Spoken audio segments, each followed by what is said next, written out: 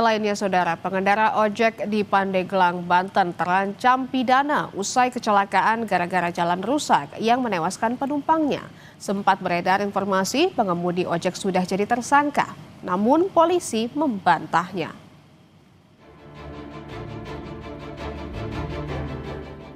Jalan rusak dan berlubang lagi-lagi memakan korban. Seorang pengemudi ojek bersama penumpangnya kecelakaan di Pandeglang, Banten. Naas, penumpang tewas, sementara pengemudi ojek, Al-Amin Maksum, terluka dan sempat dirawat di rumah sakit. Al-Amin bercerita, kecelakaan terjadi pada 27 Januari saat mengantar penumpangnya untuk bersekolah di Kampung Gardu Tanjak.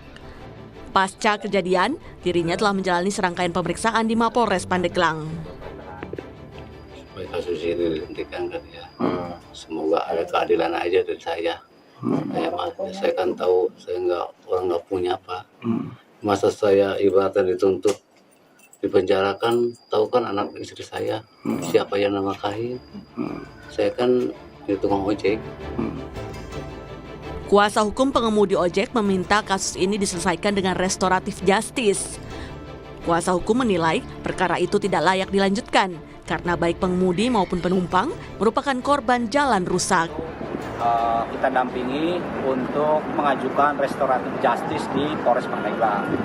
Nah, kami sudah mengajukan di hari Minggu kemarin tanggal 22 Februari ke Dakum di Polres Pandeglang. Nah, setelah itu pihak Polres memfasilitasi, memediasikan dengan pihak korban dari keluarga almarhum Raffi.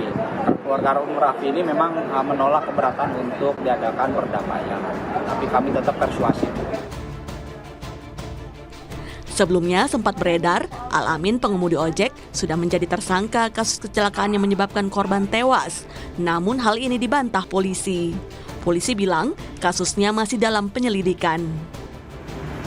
Perlu diketahui oleh rekan-rekan semua bahwa sampai saat hari ini, sore ini, penyidik Satlantas Polres Pandeglang masih mendalami perkara ini dengan status perkara dalam tahap penyelidikan, sehingga dipastikan belum ada penetapan tersangka seperti berita yang viral. Sementara itu, kuasa hukum pengemudi ojek kini juga menggugat sejumlah pihak buntut kecelakaan karena jalan rusak. Kami kutip dari Kompas.com, kuasa hukum Al-Amin bilang ada 5 pihak yang digugat. Di antaranya Gubernur Banten, Dinas PUPR Banten, hingga Bupati Pandeglang. Karena adanya fakta jalan berlubang yang tidak diperbaiki hingga memicu kecelakaan.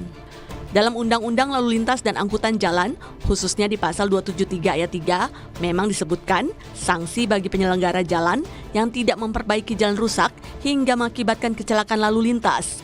Jika berakibat orang lain meninggal, pelaku bisa dipidana paling lama 5 tahun penjara atau denda paling banyak 120 juta rupiah. Perkembangan terkini, Satlantas Polres Pandeglang pun menyatakan terbuka terhadap konsultasi dan masukan dari masyarakat guna memastikan penanganan perkara berjalan transparan dan profesional. Suherdi Yudha Dwi Taruna, Kompas TV, Banten.